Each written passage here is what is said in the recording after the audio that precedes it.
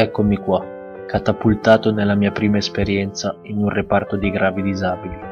Un giorno di lavoro come tutti gli altri, ma quel giorno e quei momenti erano diversi da quelli che avrei potuto immaginare prima di cominciare.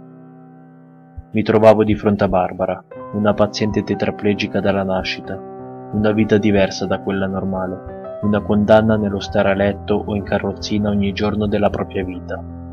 Se ne parla e si descrive quasi in modo distaccato, ma spesso non si comprende il significato della parola vivere, per persone che nella vita non hanno conosciuto nulla al di fuori della disabilità.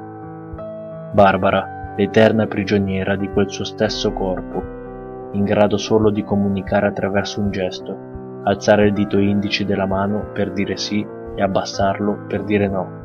Questo era il suo modo di comunicare da quando era nata. Questa era la sua autonomia, questo era il suo mondo così tanto lontano dal nostro. All'inizio della mia esperienza pensavo fosse impossibile comunicare con lei, una cosa inconcepibile. Invece non era così, comunicare era possibile anche con lei.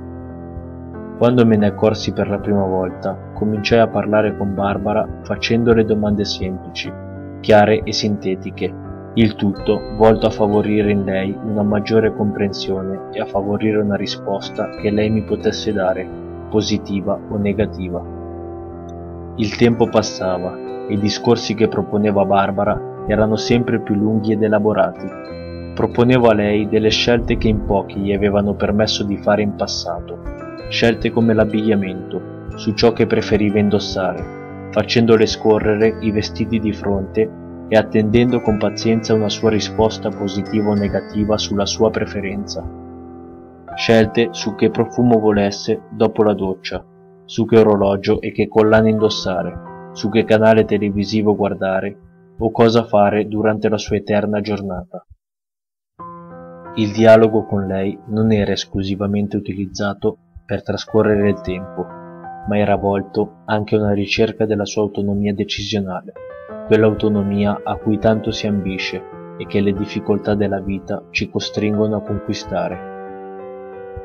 Questa mia scoperta nel rendermi conto che le persone come Barbara potessero vivere la loro vita con dignità mi ha segnato. Sapere che anche un semplice gesto come quello di un dito, preceduto dalle domande giuste, potesse dare voce a paure, disagi, emozioni, preoccupazioni, dolore e felicità. Se alla nascita ci fosse permessa una scelta, una possibilità o un'alternativa, probabilmente la disabilità non esisterebbe, una prigionia forzata che sarebbe possibile evitare, portandosi con sé la risposta definitiva al famoso e così tanto gettonato significato di qualità di vita. Sapere che persone che hanno subito queste ingiustizie della vita possano riscattare il proprio diritto mi ha aiutato a vivere questa esperienza e sicuramente mi ha cambiato, distogliendo da me quel senso di rabbia nei confronti delle ingiustizie subite da persone che a parere mio della giustizia non hanno mai percepito l'esistenza. Una volta qualcuno disse: nessuno vi può dare la libertà, nessuno vi può dare l'uguaglianza o la giustizia, prendetevela. La verità invece è un'altra. Tutto ciò che abbiamo ci è stato donato.